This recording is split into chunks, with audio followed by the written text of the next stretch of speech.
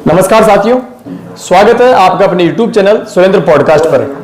साथियों, आज के हमारे मेहमान हैं एक ऐसी शख्सियत जिन्होंने मस्ती मस्ती में एक टीचर की जो पोस्ट होती है वो अर्जित करी है। कैसे इन्होंने बिना किसी संघर्ष के ये उपलब्धि हासिल करी है, संपूर्ण बातचीत आज इस वीडियो के माध्यम से हम करने वाले हैं।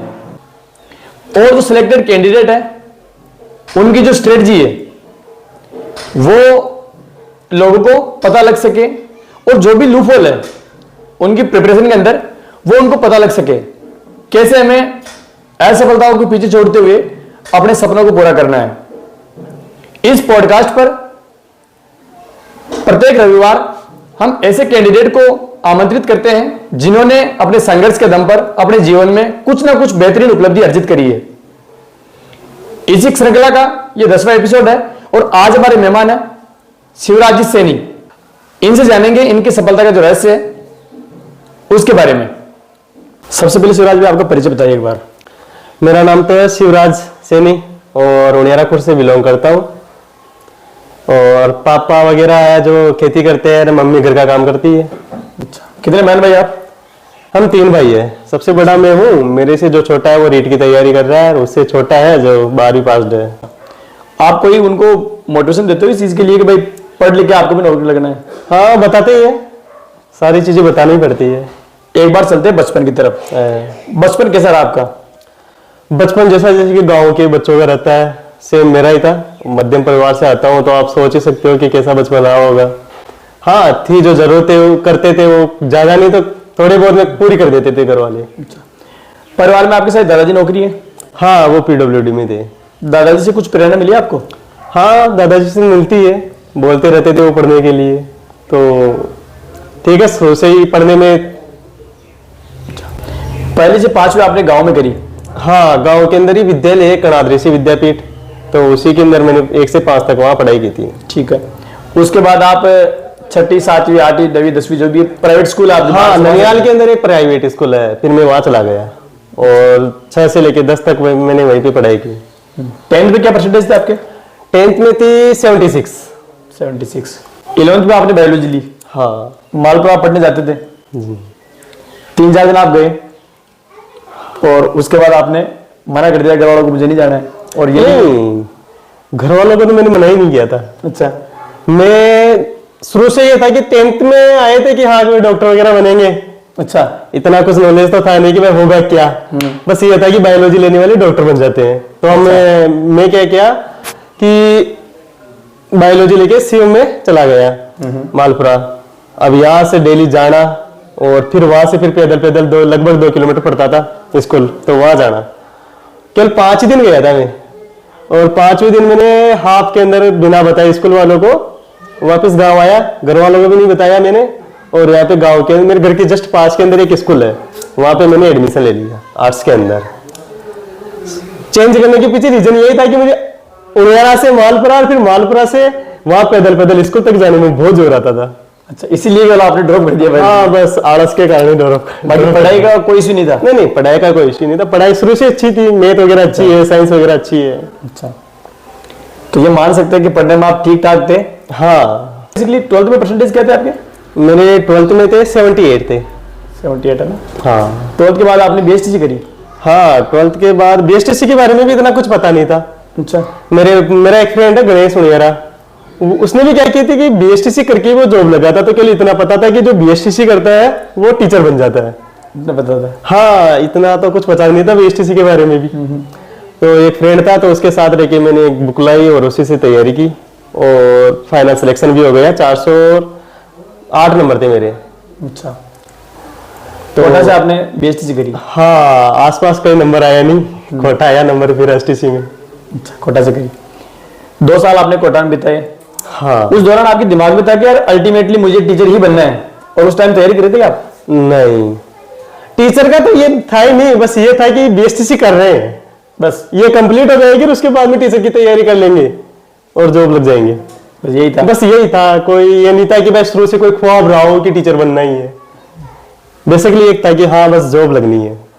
थोड़ी बीएसटीसी की कहानी बताइए ना। कोटा के अंदर आपने 2 साल बिताए वहां पर, थोड़ा वहां का एनवायरनमेंट, वहां की पढ़ाई के बारे में, वहां का जो हेक्टिक शेड्यूल है।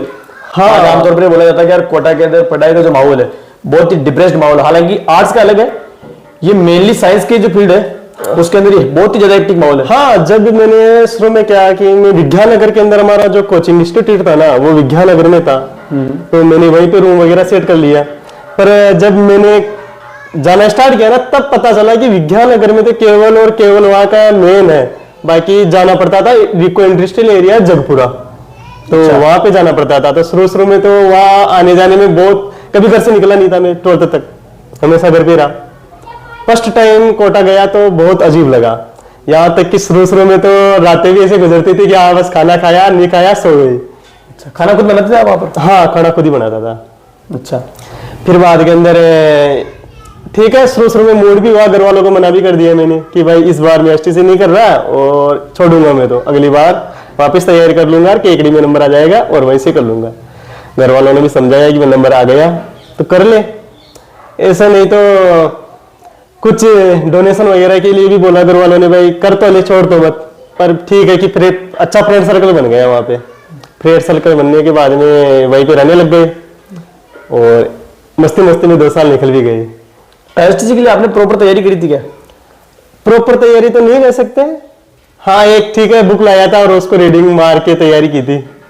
आमतौर पर ऐसा होता ही नहीं है, बहुत सारे कैंडिडेट जो एसटीसी के लिए प्रॉपर तैयारी करते बेचारे, फिर भी उनका नहीं होता है। नहीं, मेरे साथ हुआ था कि मेरा एक फ्रेंड था कालू राम, तो उसने क्या की कोचिंग कर रखी थी, तो मैं क्या करता था कि उसके घर पे चला जाता था। घर पे जाने के बाद में कुछ चीजें तो मैं खुद से कर लेता था, जहाँ प्रॉब्लम आती थी वो मेरी हेल्प कर देता था। अच्छा, रीजनिंग वगैरह में हेल्प कर देता था। जब मैं लास्ट टाइम चल रहा था मेरे बीएसटीसी का, तब वैकेंसी आई थी एक 2018 रीट की, तो उस टाइम ये था कि कंफर्म तो नहीं था कि हमारा डिप्लोमा कंप्लीट होगा और हम इस वैकेंसी के लिए वैलिड हो सकेंगे। सही बात। वहाँ पे एक लाइब्रेरी थी तो वहाँ जाता था। वहाँ पे मैं क्या था कि सिटी पुलिस लाइन में रुका था कुछ दिन के लिए, क्योंकि हमारा क्या इंटर्नशिप का मामला कोर्ट में चल रहा था। तो उस चक्कर में मैं सिटी पुलिस लाइन में, मेरे गांव से थे एक, तो उनके पास रुका था, तो वहीं पे एक लाइब्रेरी भी बना रखी है, लाइन के अंदर लाइब्रेरी थी, तो मैं जाता था वहां पे और वहीं पे कुछ पढ़ाई वढ़ाई कर लेता था और उसी से रीट का पेपर भी दे के आ गया मैं। अच्छा, और पेपर काफी अच्छा गया, क्योंकि मुझे लगता है कि अब तक की सारी रीट में जितना टफ पेपर हुआ ना वो 2018 रीट का ही था। अच्छा, उसमें मेरे 106 नंबर आए थे, नहीं सॉरी 107 नंबर आए थे। मेरिट 108 गई थी। मेरिट, हाँ मेरिट 108 गई थी, पर मेरा वैसे भी नहीं होना था क्योंकि मेरा डिप्लोमा लगभग 3 महीने बाद उसका रिजल्ट आया था, तो वैसे डिप्लोमा कंप्लीट हुआ नहीं था, तो अफसोस तो हुआ नहीं। बाकी वेटिंग में गया था आपका? हाँ, वेटिंग के अंदर 106 गई थी कट ऑफ, वेटिंग के अंदर 106 गई, तो लगा कि यार अगर डिप्लोमा कंप्लीट हो जाता तो जॉब लग जाते 100%। पर डिप्लोमा कंप्लीट नहीं था, तो ठीक है कि नहीं हुआ तो कोई बात नहीं, पर एक उससे कॉन्फिडेंस आया कि अगर अपन बिल्कुल एक बार रीडिंग मारने से अगर 106 नंबर ला सकते हैं ना, तो अगली बार रीड के अंदर अच्छा करके नंबर आ ही जाएगा। तो वहां से कॉन्फिडेंस क्रिएट तो हो ही गया था कम से कम। उसके बाद में क्या शेड्यूल रहा आपका? उसके बाद के अंदर में जैसे कंप्लीट हुआ तो गांव आ गया, बीए साथ साथ चल ही रही थी मेरी। बीए मैंने फर्स्ट ईयर किया था, मैंने फर्स्ट ईयर मैंने देवली से किया था, क्योंकि वहाँ क्या कोटा से पास पड़ता था एग्जाम, कोटा से डायरेक्ट देवली दे सकता था मैं आराम से, तो इसलिए मैंने देवली से कर ली। और फिर उसके बाद के अंदर मालपुरा से फर्स्ट ईयर, सेकंड ईयर और फाइनल मैंने मालपुरा से किया।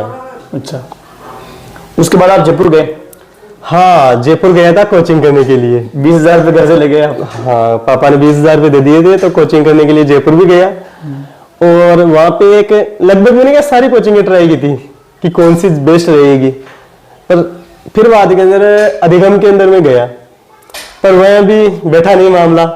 आयत का परिमाप, आयत का परिमाप, आयत का क्षेत्रफल वही पढ़ाते थे, वो बस बोरिंग होने लग गया मेथ से में, वहां भी छोड़ दिया आपने? फिर मैंने वहां से कोचिंग छोड़ दी। बाकी 1 महीने का जो हॉस्टल का फीस वसूलनी थी मुझे, तो मैंने हॉस्टल में रुका रहा 1 महीना, वहीं पे पास में लाइब्रेरी ज्वाइन करके वहीं पढ़ लेता था थोड़ा बहुत। कोचिंग के पैसों से आपने फिर फोन खरीद लिया? हाँ, कोचिंग के, क्योंकि मेरे पास में कीपैड फोन था 2019 तक, सबके पास टच थे, बस मेरे पास कीपैड रहता था, तो फिर उन पैसों से मैं एक फोन लेके आ गया। नहीं, ये बात आपने घर वालों को इतना करी क्या भाई मैंने कोचिंग की फीस जमा नहीं करवाई है, कोचिंग की फीस से मैंने फोन परचेज कर लिया? नहीं, ये बात घर वालों को नहीं बताई। घर वालों को बस इतना बताया कि ठीक है मैं कोचिंग नहीं कर रहा, मैं गाँव आऊंगा। तो घर वाले ने ठीक है आ जाना। अब घर आ गए आप? हाँ, उसके बाद में घर आ गया। ऑनलाइन आपने कोर्स ले रखा था किसी कोचिंग का? हाँ, ऑनलाइन कोर्स लिया था और उसी से पढ़ाई कर लेता था। कोचिंग से भी मतलब पूरा कोर्स नहीं पढ़ा था मैं, जहाँ मुझे प्रॉब्लम्स होती थी केवल मैं वहीं पे कोई वहाँ सहारा लेता था, बाकी मैंने पढ़ाई की थी बुक्स से ही। अच्छा, इसको आपने कोई कोचिंग ज्वाइन नहीं करी है? हाँ, कोचिंग भी हाँ ज्वाइन तो वैसे कोई भी नहीं की। भाई क्या क्या मैसेज देना चाहोगे आप जो यूथ बोलते हैं कि बिना कोचिंग की चीजें क्लियर नहीं होती है? नहीं, मेरा मानना है कि कोचिंग से केवल और केवल आप केवल गाइडेंस ले सकते हो। बाकी जब मैं वहां पे सेमिनार ज्वाइन करता था ना, वहां पे मैंने एक चीज कन्फर्म सोच के आ गया था कि वहां पे क्या होता है कि सेमिनार के अंदर एक फोबिया बैठा देते हैं लोगों के अंदर कि भाई अगर तू कोचिंग नहीं करेगा ना तो तू 100% है, तू जॉब लग ही नहीं सकता। ये सेमिनार के अंदर ऐसी चीजें क्रिएट की जाती है, माहौल ऐसा ही बना दिया जाता है वहां पे। तो मुझे लगता है कि हाँ, एक गाइडेंस के लिए ठीक हो सकती है, बाकी जॉब का जरिए कोचिंग नहीं हो सकती। पढ़ना ही पड़ेगा जॉब के लिए तो आपको सेल्फ स्टडी करनी पड़ेगी। सही बात है।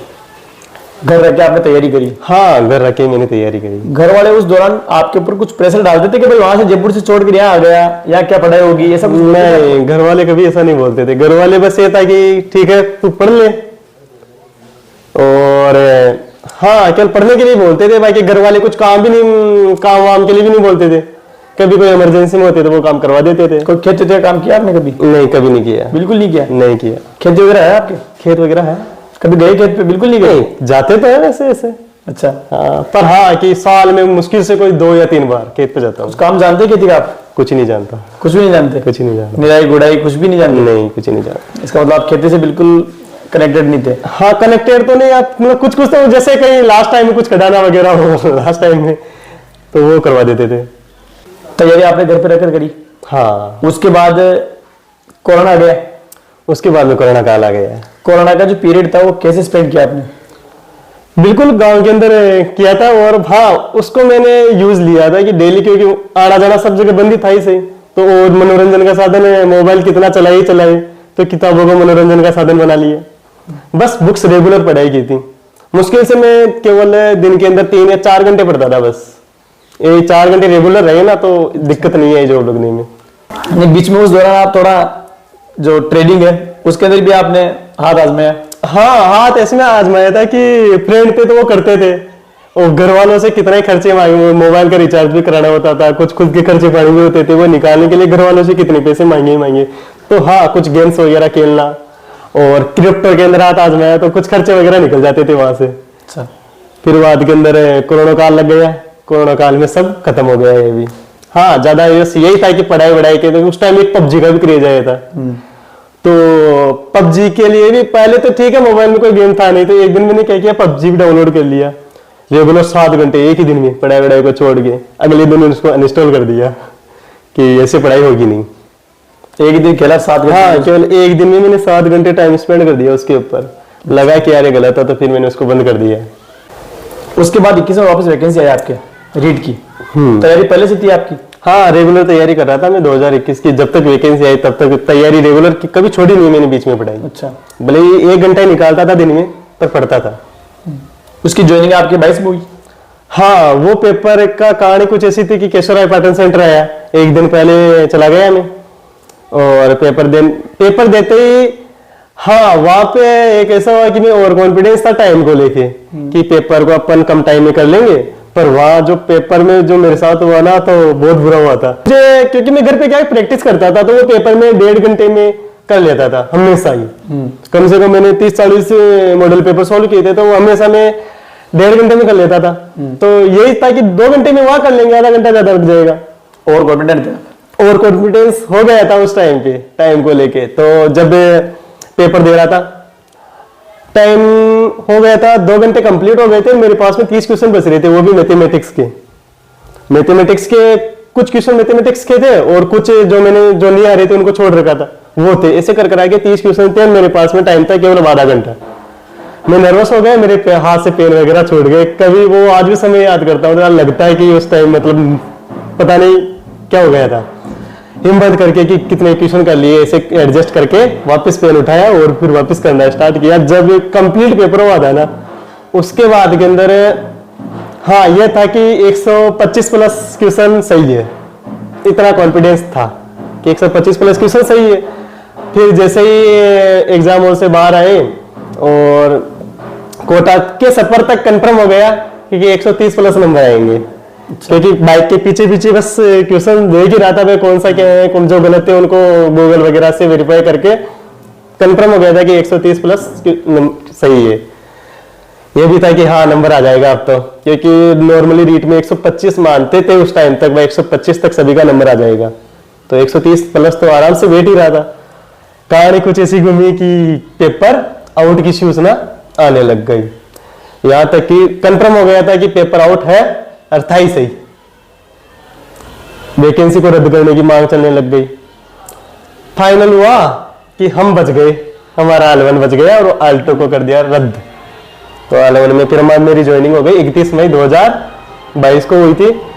देवली के अंदर बेनपा पड़ता है, उच्च प्राथमिक विद्यालय है बेनपा, वहां मेरी ज्वाइनिंग हुई। अच्छा, पढ़ाई के बारे में ऐसा क्या शेड्यूल रहना चाहिए जो आज साथी तैयारी कर रहे हैं, तो वो उनकी पढ़ाई के अंदर ऐसा परफेक्शन आ जाए कि एग्जाम में बस जाते ही ऐसा लगना चाहिए कि यार मैं 100% कॉन्फिडेंट हूं कि ये पेपर में आराम से कर लूंगा। मेरी तैयारी की मैं बताऊं ना कि मेरी तैयारी रेगुलर थी। मैं मानता हूं कि रेगुलर तैयारी होनी चाहिए। अगर जो आपको जॉब लगना ना तो रेगुलर तैयारी करो, भले आप दिन के अंदर 4-5 घंटे ही पढ़ो, ज्यादा पढ़ने के लिए नहीं बोल रहा मैं, 8-9-10 घंटे नहीं, 4-5 घंटे अगर आपकी रेगुलर है ना तो आप किसी भी एग्जाम को फाइट कर सकते हो। अच्छा। और बुक्स कभी चेंज नहीं करनी चाहिए। मैंने जो 2018 में रीट के लिए बुक्स ली थी ना, मैंने उसी से 2021 का एग्जाम दिया था। कभी बुक्स चेंज नहीं की, डेटा वगैरह चेंज हुआ तो उसको वेरीफाई किया और वही बुक्स में लिख देता था। मतलब कहते हैं ना भाई, बजाय 10 किताबों के एक किताब का 10 बार पढ़ो। हाँ, बस वो एक किताब मैंने 10 बार पढ़ ली और सक्सेस हो गई ना। बुक्स चेंज करने का मतलब ये होता है कि आप कंफ्यूजन फिर बहुत ज्यादा हो जाएगा। 2022 में आपकी उम्र कितनी थी? 2022 में मेरी उम्र थी 23 साल। 23 साल की उम्र आप नौकरी लग गए। हाँ। नौकरी लगने से पहले और नौकरी लगने के बाद का जीवन कैसा रहा आपका? नौकरी लगने से पहले यह था कि हाँ कुछ भी, मेन तो फाइनेंशियली चीजें होती है, फाइनेंशियली कुछ सोच समझ के घर वालों पे डिपेंड थे तो इतना नहीं कर पाते थे। अब हाँ जॉब लग गई तो सब कुछ कर सकते हैं। सोशल वर्क भी करते हैं आप? हाँ, सोशल वर्क का इंटरेस्ट भी है, वो भी किसी से प्रेरणा ही ली थी। फ्रेंड है गणेश वगैरह, तो उसी से प्रेरणा ली। अच्छा। एक सोशल वर्क है कि हमने एक लामारी सिंह में एक फैमिली थी, वो वहाँ पे क्या कैंसर से एक्सपायर हो गए थे, तो उनकी हेल्प करने के लिए हम एक मुहिम स्टार्ट भी की थी। उसके अंदर हमने केवल और केवल 1 महीने के अंदर 1,65,000 रुपये का डोनेशन इकट्ठा किया था उनके लिए और उनकी फैमिली वालों के ट्रांसफर किया था। साथ ही स्कूल के अंदर भी काफी इंटरेस्ट है बच्चों के बीच रहना वगैरह। सोशल मीडिया पे आप काफी एक्टिव है? हाँ, सोशल मीडिया पे एक्टिव था। इस हुआ कि ठीक है कि वीडियो बनते थे स्कूल के अंदर, कभी कभी बना लेते थे। संडे सैटरडे के अंदर एक्टिविटी होती थी तो उनकी वीडियो बना लेते थे। आपको नहीं लगता कि स्कूल के अंदर इस प्रकार से एक्टिविटी आप करते हो, मोबाइल वगैरह चलाते हो, रील्स वगैरह बनाते हो, बच्चों के ऊपर कोई नेगेटिव इम्पैक्ट नहीं पड़ता? सोशल मीडिया पे भी बच्चों के काफी वीडियोस डाले हैं मैंने, काफी हम एक्टिविटी कराते रहते हैं स्कूलों के अंदर, खेल खेल के माध्यम से सिखाते हैं तो उनकी वीडियोस बनाता हूँ। आपको नहीं लगता कि भाई क्लास के अंदर ये वीडियो वगैरह बनाना है उचित है?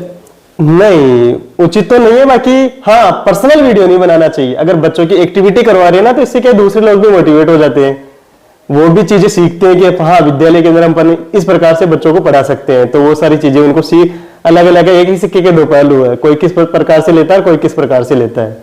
बाकी हाँ मेरे वीडियोस में आपको कुछ भी गलत नहीं मिलेगा आपको। But most of the teachers are involve in this, क्या कहना चाहोगे आप? हाँ, ये तो गलत ही है, नहीं बनाना चाहिए भाई। इसमें ऐसा है कि रील्स वगैरह बनाते हैं। हाँ। अब आप बता रहे हो भाई कि मैं पर्सनल एक्टिविटी की रील्स नहीं बनाता हूँ, टीचर को आप देखिए क्लास के अंदर फीमेल कैंडिडेट को माने, वो रील्स बनाते हैं। अब मैं गलत तो नहीं कहूंगा उनको, लेकिन आप देखिए एक बार बच्चों पे क्या इम्पैक्ट पड़ेगा उनकी रील्स का। बहुत बच्चे रील्स स्क्रॉल करते हैं, हालांकि छोटे बच्चे हैं, लेकिन उनके सामने मैडम रील्स बना रही है बच्चे की, कोई बच्चा बेचारा ऊँग रहा है क्लास के अंदर, उसको ऊँग आ रही है, उसकी मैडम वीडियो रिकॉर्ड कर लिया, तो ये चीज सही क्या? अगर बच्चों के हितों तक रील बन रही है ना तो उचित ही है कि अगर उनकी चलो एक्टिविटी करवा रहे हैं, उनकी वीडियोस बना रहे हैं, अगर सोशल मीडिया पे डाल रहे हैं तो हाँ कि बहुत सारे लोगों को सीखने को भी मिलता है कि स्कूलों में पढ़ाई ऐसे भी हो सकती है। मेरी मैं बताऊँ ना, मेरे सोशल मीडिया पे एक्टिव था, गाँव वालों को भी पता चलता था कि हाँ इस विद्यालय के अंदर ऐसे ऐसे खेल खेल में भी पढ़ाते हैं, तो हुआ यूं कि काफी एडमिशन भी हुई है। पढ़ाई अच्छी थी, होती थी हमारे स्कूल के अंदर, सभी स्टाफ साथी अच्छे पढ़ाते थे। तो उनके वीडियोस हम ग्रुप में वगैरह शेयर करते थे पेरेंट्स के भी, तो उनके एक पॉजिटिव इफेक्ट रहता था कि हाँ कि हमारे बच्चों को रटाया नहीं जा रहा, खेल खेल में पढ़ाया भी जा रहा है। लेकिन कहीं ना कहीं ये मोबाइल घातक भी तो है ना बच्चों के लिए। बच्चे, एक आपने देखा होगा, जो पॉजिटिव चीज होती है, सकारात्मक जो चीज होती है, वो बच्चे कम सीखते हैं बजाय नेगेटिव चीज के। तो अपने को ये ख्याल रखना चाहिए ना कि बच्चों के सामने तो कम से कम ऐसा काम अपन नहीं करें। हाँ देखो, एक पर्सनली कहूँ ना मैं, तो बच्चों को टारगेट करके तो कोई हम बनाते नहीं है। हमने देखा सर, बहुत सारे स्कूलों के अंदर ऐसा है कि हाँ। मैडम ने बच्चे के, मान लो कोई बच्चा स्लिप के अंदर है, स्लिप मोड के अंदर है, हाँ। वो मेरा बेचारा बच्चा, उसको मतलब मैडम ने उसकी क्लिप बना ली, वायरल कर दी अपने हैंडल पे, तो उनके लिए तो फन की बात हो गई वो। हाँ। लेकिन कहीं ना कहीं वो अपनी स्कूल की छवि तो खराब रही उस चीज से, कि टीचर स्कूल के अंदर, क्लास के अंदर बच्चों की रील्स वगैरह बना रहे हैं, पढ़ाने में ध्यान नहीं है। भाई एक देखे, आप बता रहे हो भाई कि हम इन्वॉल्व रहते हैं उन चीजों के अंदर के बच्चे की एक्टिविटी को हम कैद करते हैं, पढ़ाई के अंदर हम ध्यान देते हैं, उससे यूथ मोटिवेट भी होती है, पेरेंट्स मोटिवेट होते हैं, वो सारी बातें सही है, लेकिन कहीं ना कहीं ये गलत भी तो है। हाँ, अगर अपने पर्सनल मोटिव के लिए बना रहे हो ना तो वो गलत ही है।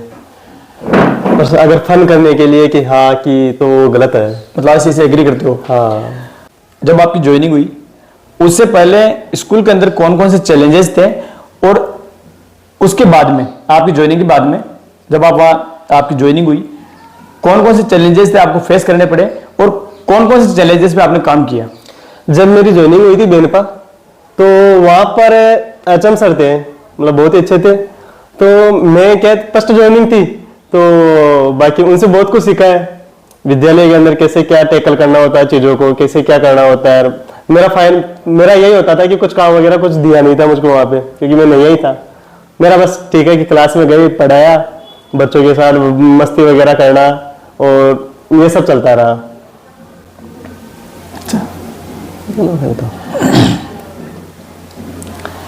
एक बाद में बता दी भाई, बेटा ओडी आई है मसापला है ना।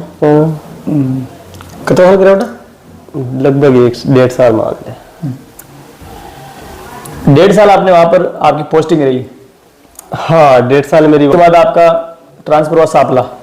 हाँ, ये महात्मा गांधी स्कूल खुले थे, तो वहाँ हम एग्जाम फाइट करके और इधर महात्मा गांधी सापला में आ गया। एक आम जो धारणा है लोगों की, प्राइवेट स्कूल में, हर वीडियो में बात पूछता हूँ, हाँ। टीचर हो या फिर कोई सरकारी डॉक्टर हो, क्या कारण है कि प्राइवेट जो इंस्टीट्यूट है उनके ऊपर जो पेरेंट्स है उनका रुझान ज्यादा है रादर देन गवर्नमेंट इंस्टीट्यूट के? कुछ तो है कि कुछ जो टीचर्स बन जाते हैं ना, एक बार गवर्नमेंट जॉब में आ जाते हैं, तो उनका मानस भी चेंज हो जाता है कि जैसी मेहनत वो पहले मान लो अगर प्राइवेट में पढ़ाते थे, वैसी बाद में नहीं करते। पता नहीं क्या हो जाता है, क्या मानस चेंज हो जाता है उनका। सभी के लिए नहीं बोलता, कुछ के लिए।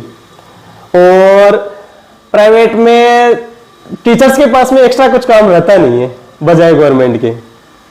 नहीं, हर कैंडिडेट, हर जो भी अपने मेहमान आए उन्होंने यही बात मेरे को बोली कि extra activity, extra file work जो है सरकारी स्कूल में ज्यादा रहता है। हाँ। तो आपको नहीं लगता कि सरकार से या आपको अलग से कोई एक ऐसा कैंडिडेट आपको नियुक्त करवा देना चाहिए ताकि वो सरकारी काम वो संभाल ले? हाँ, ऐसा होना तो चाहिए। शिवराज भैया, अंत में यूथ जो आज तैयारी कर रहा है बाहर, उनका आप क्या मैसेज देना चाहोगे? देखो, मेरा तो ये कहना है कि आप अगर तैयारी कर रहे हो ना तो रेगुलर रखो। तैयारी करना है, जो भी लग रहा है तो रेगुलर तैयारी करो।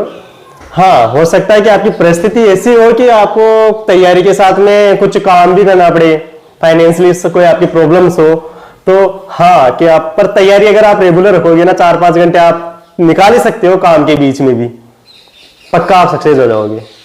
मेरा ये सवाल है, किसी कैंडिडेट ने पूछा भी था, कोई कैंडिडेट, कोई बच्चा जो भी 12th में है और 12th के बाद में वो बीएसटीसी करना चाहे और आपकी तरह वो सरकारी सेवा में जाना चाहता है, तो उसको बेसिकली 12th के बाद क्या करना चाहिए? 12th के बाद के अंदर एक प्री बीएसटीसी का एग्जाम होता है, वो फाइट कर बीएसटीसी में उसका आराम से, देखो अब है कि कंपटीशन बहुत ज्यादा बढ़ गया है, तो तैयारी अच्छी कर वो आराम से बीएसटीसी में नंबर ला सकता है और कम उम्र में और जल्दी जॉब लगने का आसान जरिया है बीएसटीसी। अच्छा, कहते हैं ना, हौसलों के तर्कस में कोशिश का वो तीर जिंदा रख, हार जाओ जिंदगी में चाहे सब कुछ, मगर फिर से जीतने की उम्मीद जिंदा रख। और इसी उम्मीद की बदौलत शिवराज भैया आज इस पद पर है। इन्होंने कोई एक्स्ट्रा पढ़ाई नहीं करी है, बस इनकी जो कंटिन्यूटी थी वो इन्होंने मेंटेन करी, डिसिप्लिन इन्होंने मेंटेन किया। हालांकि बचपन में सभी शरारती होते हैं, वो भी उसी प्रकार के विद्यार्थी हैं जो आमतौर पर होते हैं, लेकिन इन्होंने अपने जीवन के अंदर मेंटेन किया डिसिप्लिन और कंटिन्यूटी। इसी की बदौलत आप आज इस पद पर हैं।